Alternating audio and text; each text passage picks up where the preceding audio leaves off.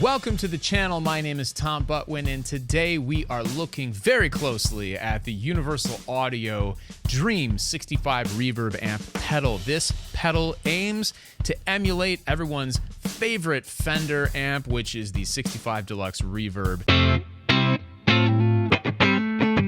Maybe it's not your favorite, but it is certainly one of the most iconic, one of the most widely used, and one of the most versatile amps that Fender has ever made. So let's get started. Right now, I have the pedal set to where it is just completely clean, and it sounds great. I mean, it sounds very convincing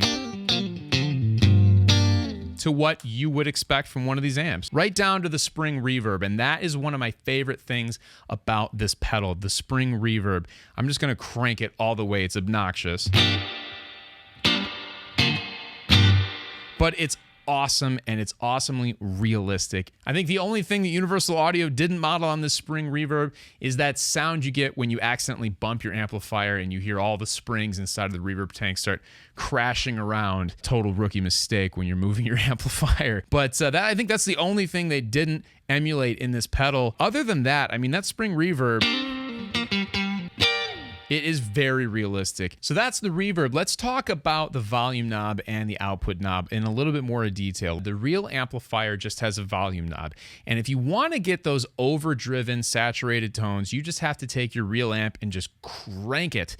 Which, if you've done it with one of these 65 Deluxe Reverb amps, you know they are small, but they are mighty. They are super loud, super dangerous when it comes to volume level. But you can get there in a much more controllable fashion with a pedal like this. So right now I've got the volume at about noon, and I want to say the output's probably about 11 o'clock, 10 o'clock.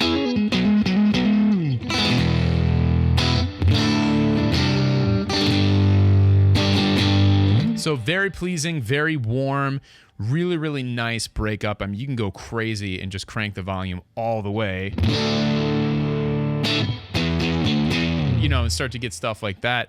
I mean, I've never had my personal amplifier up to that level of breakup because I'm kind of afraid of it. But, you know, you can do it on this pedal to your heart's content. And then if you're operating this and you want just that completely clean sound, it's a little bit counterintuitive, but you bring the volume all the way down and then just operate the output, and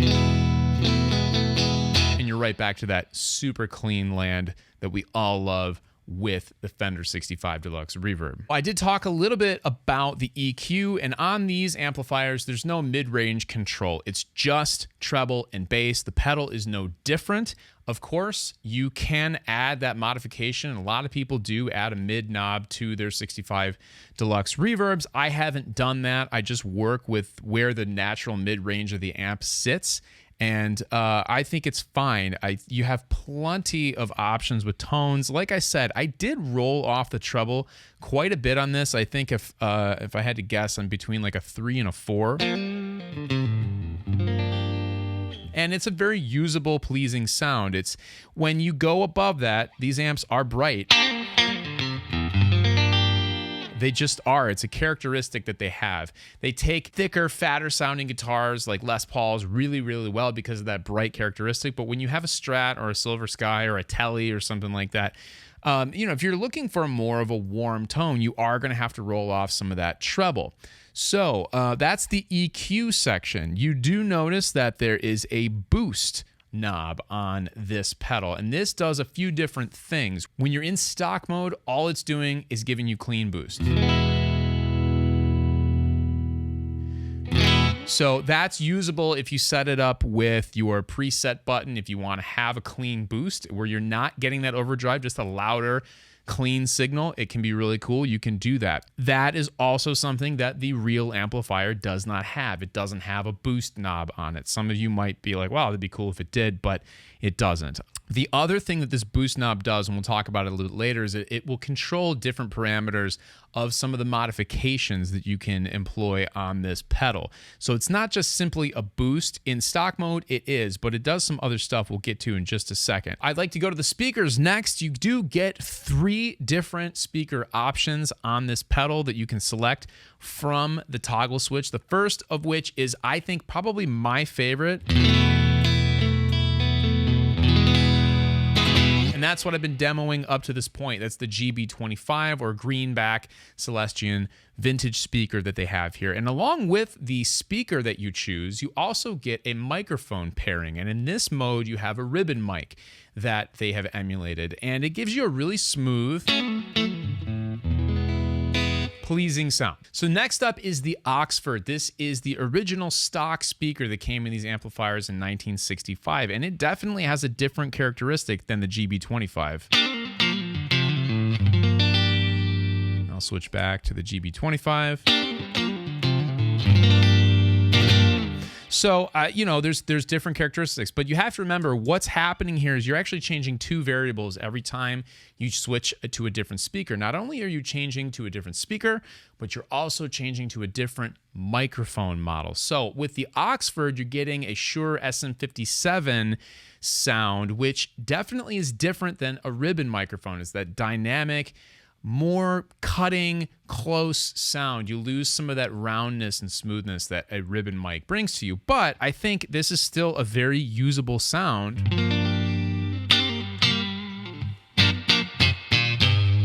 Really punchy, really cool, and I see why that was a stock speaker back in '65. It sounds great.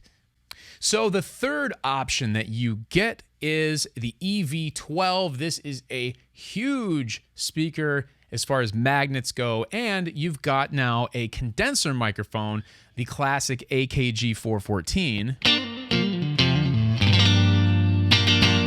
So you can hear there are different characteristics to each one of these speakers. There's subtle differences, but you know, Universal Audio wanted to give you all of the common options that you have in these amplifiers. Now, of course, it's not every speaker you could possibly throw into a 65 Deluxe Reverb, but it's probably the three best options with three really great microphone emulations as well. Now, if you want to go further, and when you purchase one of these pedals, if you register it, you actually get 3 additional speaker/microphone models when you do that for free, and you have to hook this up to a computer through its USB-C cable, download those, and now you have 6 different choices. Now, I don't have those on here because this is on loan from Universal Audio, but I have to imagine based on the descriptions in the manual, they are just as cool. They're really, really cool. A couple of them are kind of out there actually in the bonus content.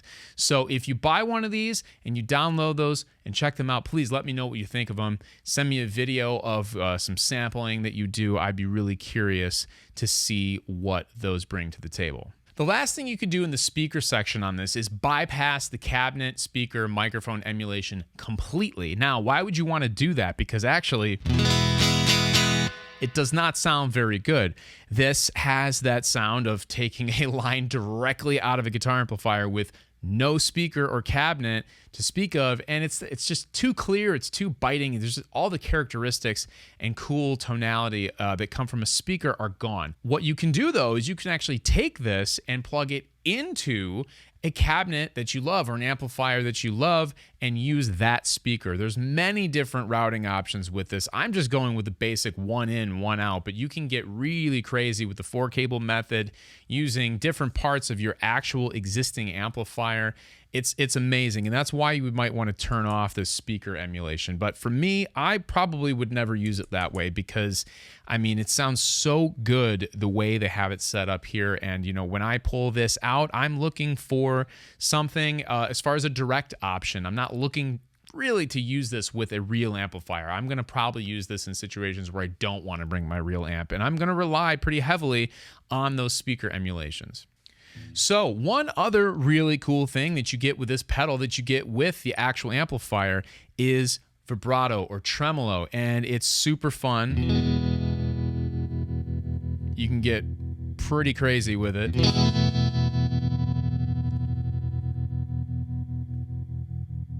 Get some interesting sounds.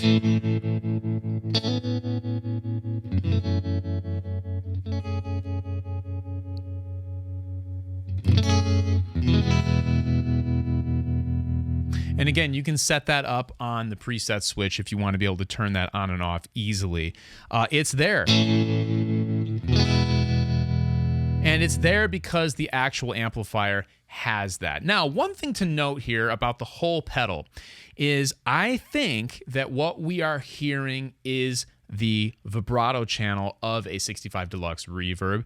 And that's because if you plug into the normal channel on those amplifiers, you have no reverb and you have no tremolo. Okay, but you do have a warmer sound on that channel. There is a difference in that characteristic. You get a much brighter sound in the vibrato channel. And I think that's what's being modeled here.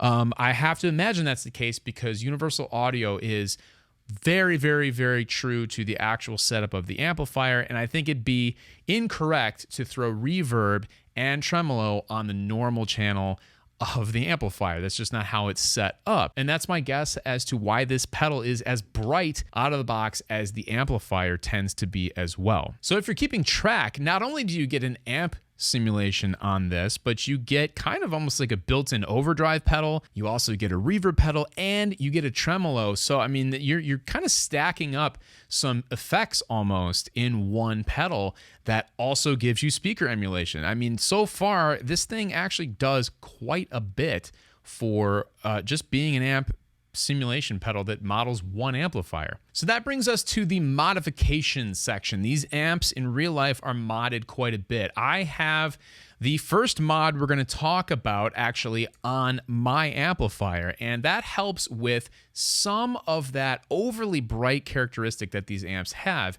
And what you can do, I would not suggest doing this if you have no electrical experience. Take it to an amplifier technician, but they can clip the bright cap or bright capacitor, and that will roll off a lot of that harsh high end. Almost anybody who takes these amplifiers in to be worked on is going to have that done because it's very easy to do, and it's also very easy to reverse if you ever wanted to. But this pedal gives you the opportunity to do that. So if you go into lead mode on the modifications, now this boost knob has turned into something a little bit different. When it's in the off position, like I have it right now, it's not doing anything. But as soon as I start to roll this up, it actually engages that bright cap removal. So imagine somebody taking some wire cutters. You can hear right there.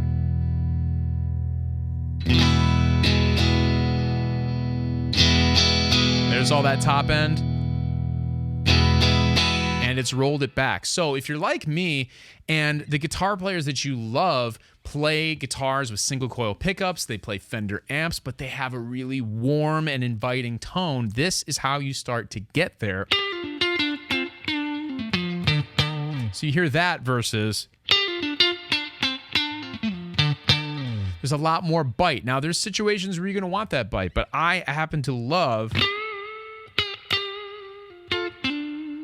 that sound where it starts to roll off the high end. So in this mode, if you go all the way up with this boost knob, what you start to do is you start to add some mid-range into the amplifier that's not naturally there. So here is off.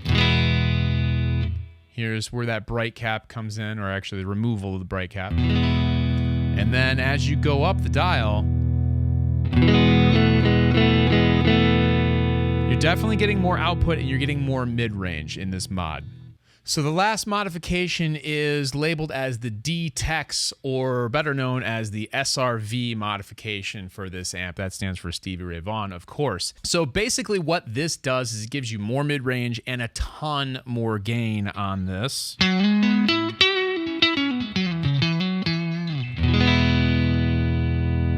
And as you turn up the boost with this modification, the EQ knobs are going to do things a little bit differently. The further you go with the boost in the D-Tex mod, the less that these EQ knobs do. And if you full out blast it, these knobs do absolutely nothing as far as the bass and treble. You can see I'm turning it, it's not doing anything. But when you roll it back down, your EQs are still active. So if you were looking for that Stevie Ray Vaughan thing, that is how you can get it with this pedal. Now, I will say with everything on here and pretty much any effect in general, less is more. You know, they've definitely programmed some things in where if you dime the knob, you're getting a very intentional setting and certain things happen in the pedal. But I like to err on the side of just sort of, you know, mixing in a little bit of everything. You know, I think that's where it sounds great. You can experiment. It's very easy to experiment with. And that's the other thing. It's very intuitive. There's a lot going on here. The manual is very, very, very intense, but they give you a quick start guide, which is really going to get you going very easily right off the bat. I mean, just plug it in and go, and you can start to experiment with this thing. I really enjoy this pedal, and honestly, I'm very seriously considering getting one and building a pedal board around it. And I think that a great way to use this would be to have your traditional pedal board, put this at the end of the signal chain, and then in situations where you don't want to bring an amplifier or you can't bring an amplifier, throw this on and boom, you have an amazing direct rig that is exactly the same as your real amplifier pedal board rig. Most of the time, you're trying to emulate all of your pedals with a Helix or a Kemper or something like that. And it's difficult because, you know, you have your pedals and you just like the way they're set up and you like the way they sound, you like the way they look. It's a totally different world when you have all those analog pedals at your feet. This allows you to keep them. And you get amp simulation, which is really, really cool. It's really, really great. If you're into the Fender thing, this is for you for sure. If it's not for you, they have two other pedals that do very different things when it comes to amp sims, and they're the same idea, same footprint, same general layout. But as I said before, as you change the amplifier, you get different controls, different modifications, different features with each one of those other UAFX amp sim pedals. Very cool concept. I think this picks up right where other companies kind of left off, and I think it might edge them out, at least for the Fender thing. This is tough to beat. It sounds really, really good. I'm really impressed by it. The build quality is amazing. The packaging is amazing. The whole thing is really cool. The whole aesthetic is really great. And it lines up with the aesthetic and feel of the actual amplifier, which is super cool. If you like this, please stick around on my channel. And if you're not done scrolling through YouTube, sitting on your phone, checking out things on your smart TV or computer, I would love it if you would check out these videos over here next.